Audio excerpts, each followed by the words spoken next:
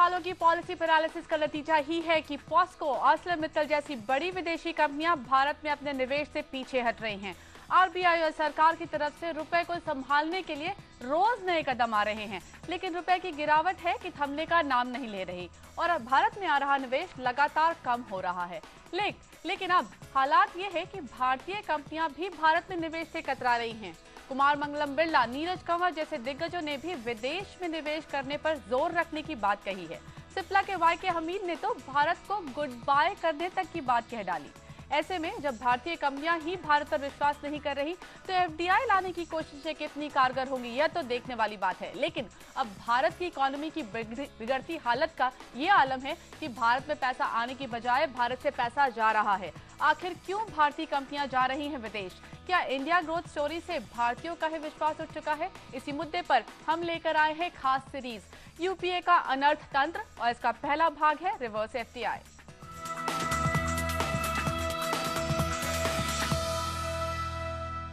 नमस्कार, मैं हूं मुग्धा मिश्रा। इस विशेष चर्चा में हमारे मेहमान हैं एचसीएल इन्फो के founder Ajay Chaudhary, Boston consulting group के chairman Asia Pacific Janmejay Sinha और द हिंदू के एग्जीक्यूटिव एडिटर एमके वेणु। स्वागत है आप सबका। मिस्टर चौधरी, सबसे पहला सवाल आपसे यही है कि जो अभी हाल में आरबीआई ने स्टेप्स लिए हैं, चाहे वो सरकार की तरफ से स्टेप्स आए हों, गोल्ड पे ड्यूटी बढ़ाने के स्टेप्स हों या फिर रुपए को कंटेन करने के लिए जितने भी स्टेप्स लिए गए हैं उसका कोई फायदा निकल कर आता हुआ दिखाई नहीं दे रहा है। रुपया रिकॉर्ड लोएस्ट स्तर पर पहुंचता हुआ दिखाई दिया है और उसका इफेक्ट अब स्टॉक मार्केट पर भी पड़ने लग गया है।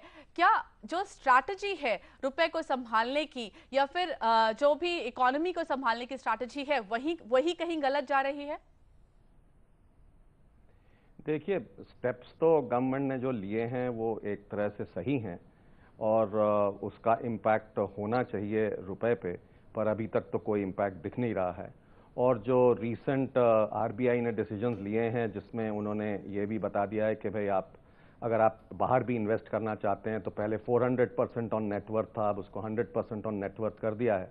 तो इस तरह के जो सारे स्टेप्स लिए हैं उससे डॉलर बाहर जाने के लिए तो काफ़ी रुक जाएगा, तो उसका इम्पैक्ट तो कुछ समय में ही पता चलेगा। बट असली बात यह है कि एक कंट्री के ऊपर जो फेथ है वो सारा उठ गया है बहुत लोगों का, और उसी से सारा सेंटिमेंट पूरा खराब हो गया है, जिससे रुपए के ऊपर भी इफेक्ट पड़ रहा है और स्टॉक मार्केट के ऊपर भी पड़ रहा है।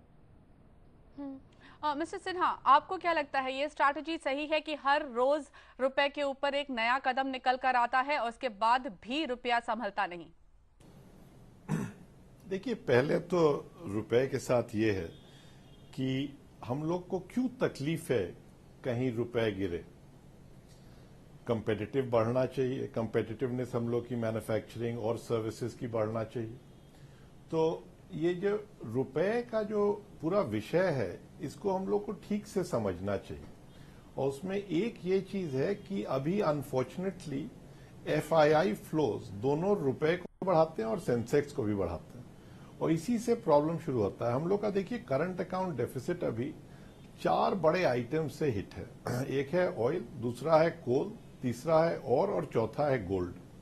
तो ऑयल तो मैं मानता हूं, मगर कोल तो हम लोग को कोल इंडिया का प्रॉब्लम है, कोल की कमी नहीं है। और इंडिया में नहीं है क्या? और तीसरा गोल्ड तो डिराइव डिमांड है, एक उसका ज्वेलरी डिमांड है और दूसरा इन्वेस्टमेंट डिमांड है। आजकल इन्वेस्टमेंट डिमांड बढ़ गया है। इन्वेस्टमेंट डिमांड इसलिए बढ़ा है क्योंकि ऑल्टरनेट इन्वेस्टमेंट क्लासेस का बैड रिटर्न हो रहा है।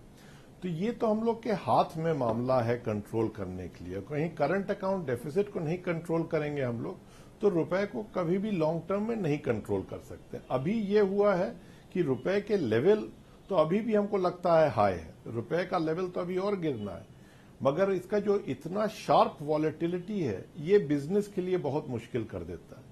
तो इसलिए हम लोग को जो रुपए का लेवल से तो अभी हम लोग को तो 64-65 रुपए का भी हो सकता है। हमने एक एनालिसिस कराया था 1993 से 2013 तक का, तो इन्फ्लेशन डिफरेंशियल कहीं यूएस और इंडिया से ले लीजिए तब तो रुपए को जो है 64 रुपए से ऊपर होना चाहिए, मगर वो जो है 64 रुपए से नहीं प्रॉब्लम है कि इतना जो शार्प जो डिप्रिसिएशन होता है ये बिजनेस प्लानिंग को बिल्कुल मुश्किल कर देता है। जी, डेफिनेटली मुश्किल हो रही है बिजनेस प्लानिंग में, और आरबीआई के कदम लगातार नए स्टेप्स यहां पर लेकर आ रहा है।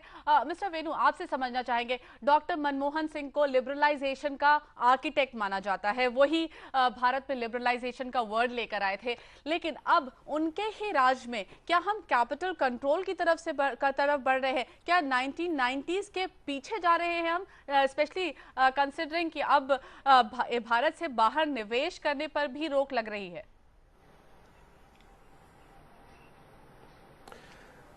नहीं, देखिए, मेरा मानना है कि हम कैपिटल कंट्रोल की तरफ नहीं जा रहे हैं, क्योंकि जो आरबीआई ने जो कदम उठाए हैं ये एक टेम्पररी कदम है। और जैसे एक कदम उन्होंने उठाया कि जो कंपनियां बाहर निवेश करना चाहती हैं उन पे थोड़ी रोक लगाई है और उन पे लिमिट्स लगाई हैं, और अब उनको आरबीआई से परमिशन लेनी पड़ेगी, पहले ऑटोमेटिक रूट में था।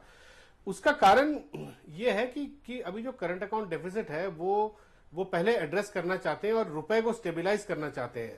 अब ये स्थिति क्यों हुई, इसका जरूर कारण ये है क्योंकि सरकार पिछले 2-3 साल में अपने जो गवर्नेंस के जो इंस्ट्रूमेंट्स है उस पे इनका कंट्रोल थोड़ा कम हो गया, क्योंकि अब सुप्रीम कोर्ट के आदेश आ गए हैं, सीएजी के आदेश आ गए हैं कि और कोल जिस तरह लाइसेंसिंग हुई उस पर रोक लगाई जाए और उसको पूरा रिव्यू किया जाए।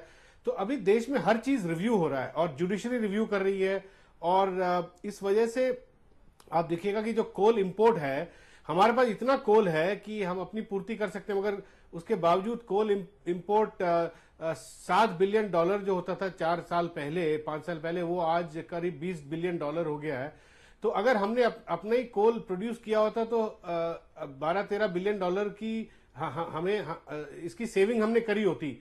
और इसी तरह आयरन और गोवा और कर्नाटक में आयरन और माइन वहां इलीगल करार कर दिया गया, तो वहां से एक्सपोर्ट नहीं हो रही।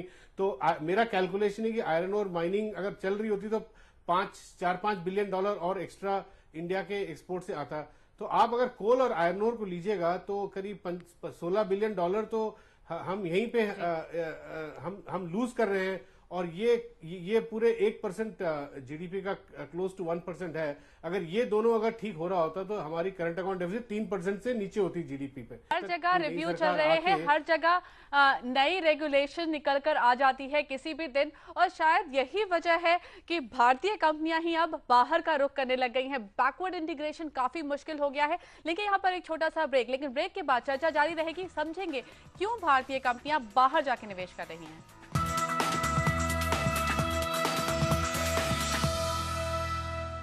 एक बार फिर से स्वागत है आपका इस खास शो में, जहां पर हम चर्चा कर रहे हैं रिवर्स एफडीआई पर, यानी कि भारत से पैसा जो बाहर जा रहा है।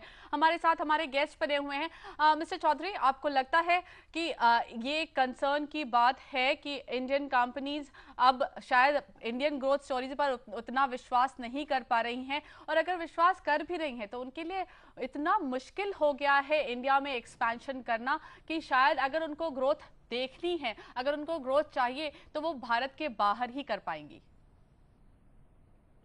देखिए, 2-3 चीजें साथ साथ हो रही हैं। एक तो पूरे वर्ल्ड में एक अनसर्टेनिटी रही है, और फिर ऊपर कंट्री में भी अब बहुत ज़्यादा अनसर्टेनिटी हो गई है।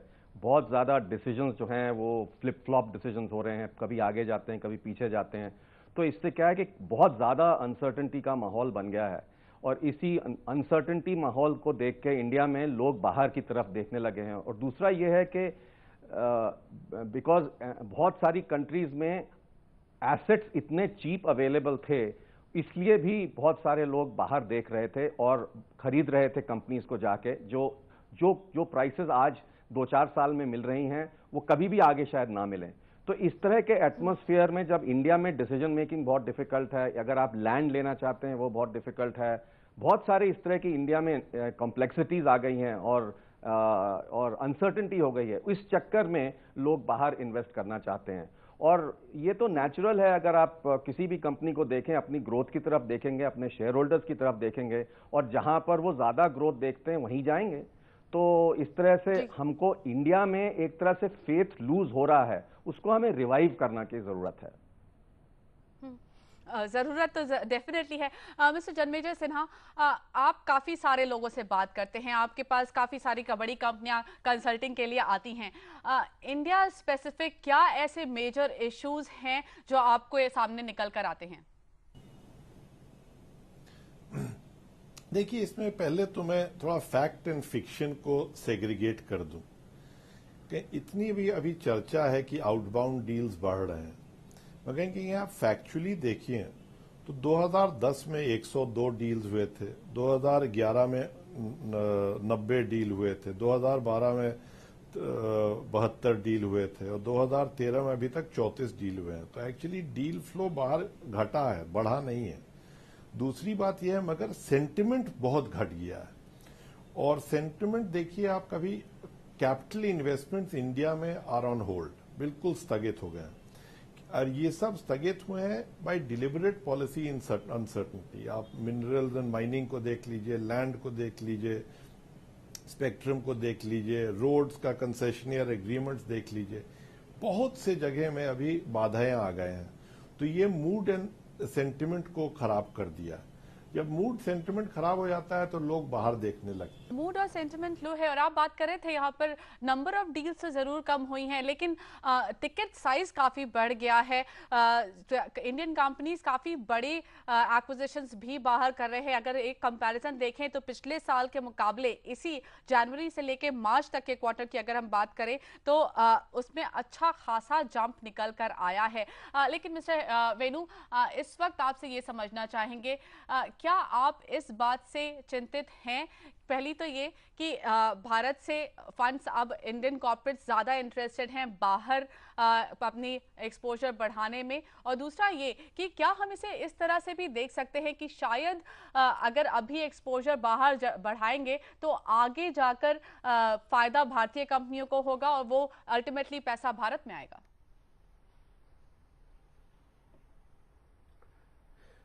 देखिए, इस मामले में मैं जन्मेजय सिन्हा जी से सहमत हूं। इसको थोड़ा पर्सपेक्टिव में देखना चाहिए।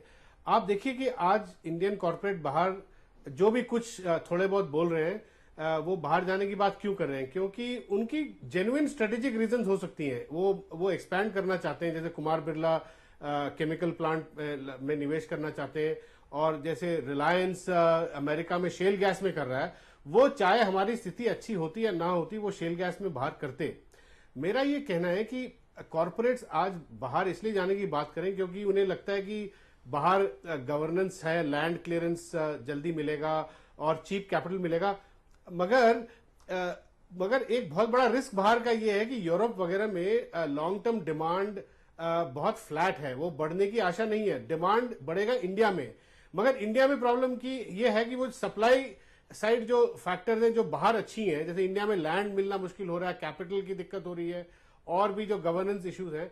तो मेरा ये मानना है, अगर आप बैलेंस में देखें, अगर ये चीजें अगर इंडिया अगर क्लियर कर दें तो लॉन्ग टर्म डिमांड प्रोजेक्शन तो इंडिया में ज्यादा है, मार्केट तो यहां पर है। तो ये जो बहुत बड़ा एक हवा बनाया जा रहा है कि कॉर्पोरेट सब बाहर जा रहे हैं, मेरे ख्याल ये थोड़े लंबे दायरे में आप देखें तो ये नहीं होगा। ये ज्यादा इंडिया में निवेश करेंगे क्योंकि मार्केट यहां पर है। तो मगर इसका एक कंडीशन यही है कि सरकार जो है अपनी जो गवर्नेंस वाले जो मुद्दे हैं उसको पूरे रिजॉल्व करे।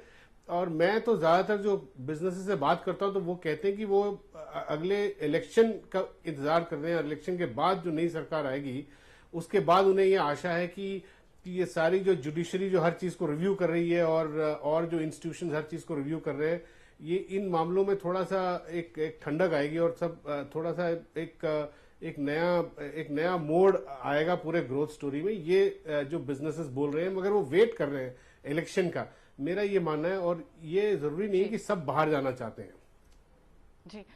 तो अभी इंतजार है कि शायद अगली सरकार ही कुछ करे, क्योंकि इस सरकार से उम्मीदें कम हो चुकी हैं।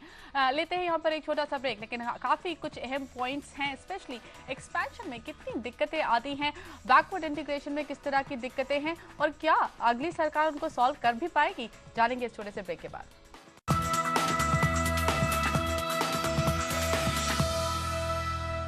एक बार फिर से स्वागत है आपका हमारी खास चर्चा रिवर्स एफडीआई में। हमने देखा है इंडिया में एफडीआई तो कम हो रहा है, लेकिन भारतीय कंपनियों का इंटरेस्ट बाहर विदेशी कंपनियों में अपना हिस्सेदारी बढ़ाने की, अपनी एक्विजिशंस बढ़ाने की कोशिशें तेज हो चुकी हैं। हमारे साथ इस विशेष चर्चा में हमारे मेहमान हैं एचसीएल इन्फो के founder Ajay Chaudhary, Boston consulting group के chairman Asia Pacific Janmejay Sinha और द हिंद के executive editor mister MK Venu. Mister Venu, आप कह रहे थे कि इलेक्शन तक का इंतजार है, लेकिन एक बड़ा सवाल ये है कि अगला कुछ समय जो बचा है उसमें कहीं इकोनॉमी की हालत ऐसी ना हो जाए कि उसके बाद उसको वापस से एक किक स्टार्ट करने में काफी ज्यादा वक्त लग जाए, काफी ज्यादा मेहनत लग जाए, और शायद वो करना भी इतना आसान नहीं हो, क्योंकि जुडिशरी की जो प्रॉब्लम्स है वो तो जाने वाली नहीं, जुडिशरी वैसे ही रहने वाली है, बाकी भी जो रेगुलेटरी इन्वायरमेंट है वो वैसे ही रहने वाला है। तो ऐसे में क्या ये एक बड़ा कंसर्न नहीं है? देखिए, ये उम्मीद ये है कि इस वक्त जो है नेगेटिविटी जो हमारे जो पॉलिटिकल इकोनॉमी में बहुत ज्यादा बढ़ गया है, और हर कोई, आप देखिए, ब्यूरोक्रेसी पॉलिटिकल क्लास से जूझ रहा है, पॉलिटिकल क्लास जुडिशरी से जूझ रहा है, जुडिशरी वापस अपना पूरा मसल दिखा रही है, और उसमें सीएजी भी और भी रेगुलेटर सीएजी भी उसमें पॉलिटिकल क्लास के साथ उनकी भी मुठभेड़ आपने देखा। तो ये मेरा मानना ये है कि अगर अगले इलेक्शन के बाद ये सारी नेगेटिविटी कम होगी, ये हर 5 साल के इलेक्शन के साइकिल के बाद ये दिखता है। जो पहला नई सरकार का जो पहला 2 साल में काफी जो गवर्नेंस और पॉलिसी जो इश्यूज है वो बड़ी रिजॉल्व होती हैं, और बिजनेसेस ये उम्मीद कर रहे हैं कि वो सारी इश्यूज रिजॉल्व हो जाएंगी। और दूसरी बात मैं कहूंगा कि मैन्युफैक्चरिंग, आप ठीक करिए, मैन्युफैक्चरिंग फिर भी बाहर निवेश कर सकती है, मगर आप इंफ्रास्ट्रक्चर देखिए, जो इंडिया को सबसे ज्यादा जो आजकल जीडीपी को प्रभाव कर रहा है, इंफ्रास्ट्रक्चर इन्वेस्टमेंट, वो सारी फंसी पड़ी है। और इंफ्रास्ट्रक्चर तो बाहर नहीं जा सकती ना, आप इंफ्रास्ट्रक्चर कंपनी कैसे आप अमेरिका जाए और यूरोप जाए, क्योंकि सड़कें तो यहीं बनानी पड़ेगी, और आपको पावर यहीं प्रोड्यूस करना पड़ेगा, और आपको पोर्ट्स यहीं बनानी पड़ेंगी, एयरपोर्ट्स जो 40 एयरपोर्ट जो सरकार बात कर रही है वो भी यहीं बनानी पड़ेंगी। तो जो इंफ्रास्ट्रक्चर एरिया है, ये जो एक बहुत बड़ा इन्वेस्टमेंट इसका शेयर है, और इसका जीडीपी ग्रोथ में इसका बहुत बड़ा योगदान है। और ये सारी चीजें तो बाहर एक्सपोर्ट होके जा नहीं सकती, ये तो हिंदुस्तान की रिक्वायरमेंट है, और यहाँ पे डिमांड कहीं ज्यादा है, सप्लाई बहुत कम है। तो मेरा मानना है कि इन चीजों से ही इंडिया का ग्रोथ रिवाइव होगा। अगर 2-4 मैन्युफैक्चरिंग कंपनियां का कंज्यूमर गुड्स बाहर चली गई, केमिकल कंपनी बाहर चली गई, उससे ज्यादा फर्क नहीं पड़ता। मिस्टर चौधरी, एक बहुत बड़ा जो मुद्दा निकल कर आया है वो है टैक्स का। हर स्टेट का अलग टैक्स होता है, हर कंपनी को अलग अलग जगह पर अलग अलग टैक्सेशन पॉलिसी से जूझना पड़ता है। और साथ ही जिस तरह से वोडाफोन का केस हुआ एक बड़ा, जो कि एक एटलीस्ट फॉरेन इन्वेस्टर्स के दिमाग में काफ़ी बड़ा इशू है, ऐसे में कैसे इस सिचुएशन को डील किया जाए? देखिए, टैक्स का तो बहुत ही बड़ा इशू बन चुका है 2-3 साल में, और वोडाफोन का केस हो चुका है, और बहुत सारे स्टेट्स में भी टैक्सेशन के इश्यूज हैं। एक बहुत बड़ी चीज़ जो सॉल्व नहीं कर पाई है current government with various states, वो है जीएसटी का इशू। वो जीएसटी का इशू जो है वो बहुत जल्दी सॉल्व करना चाहिए, क्योंकि उससे ही एक कंट्री और एक टैक्स का सोल्यूशन आएगा, और उससे जो सेविंग्स मिलेगी वो जीडीपी ग्रोथ में जाएगी सीधे सीधे। तो एक जीएसटी का एक बहुत बड़ा इशू है। दूसरा, टैक्स का जो इशू शुरू हुआ था उसके ऊपर अभी गवर्नमेंट ने एक नया पॉलिसी ला रहे हैं, जिसके ऊपर वो सेफ हार्बर लाना चाहते हैं, जो आईटी और आरएनडी और उस एरियाज में आने वाला है। तो उसका जो फर्स्ट कट इनपुट आया है उसमें तो काफ़ी करेक्ट डिसीजंस मुझे दिख रहे हैं, और उससे ये फ़ायदा होगा कि जो लोग यहाँ पर इन्वेस्ट कर रहे थे आईटी, आईटीएस और आरएनडी में, उनको क्लैरिटी मिल जाएगी कि किस तरह की ट्रांसफ़र प्राइसिंग होनी चाहिए।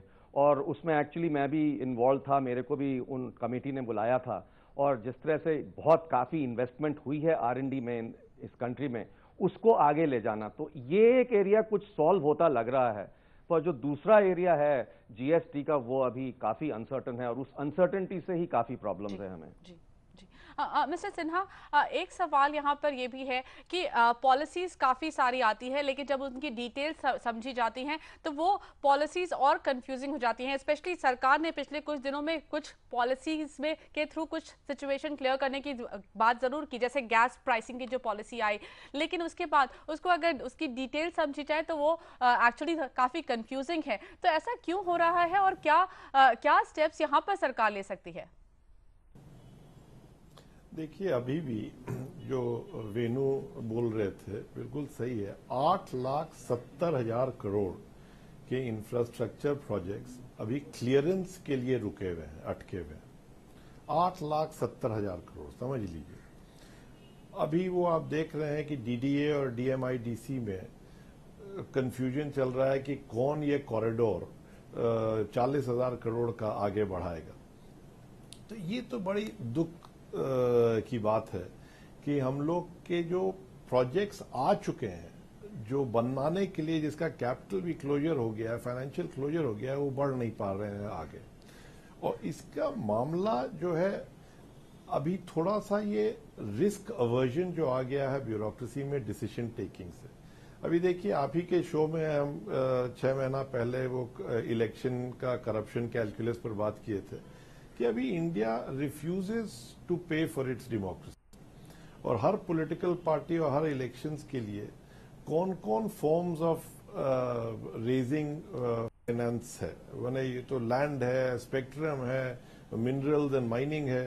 तो टिल हम लोग ऑफिशियली इलेक्टोरल फंडिंग का मामला हल नहीं कर पाए तो ये हम लोग को सीरियस प्रॉब्लम कर रही है। बिकॉज जब भी इलेक्शन आता है, for fighting an election in India political parties को पैसा चाहिए, और कैसे रेज करेंगे।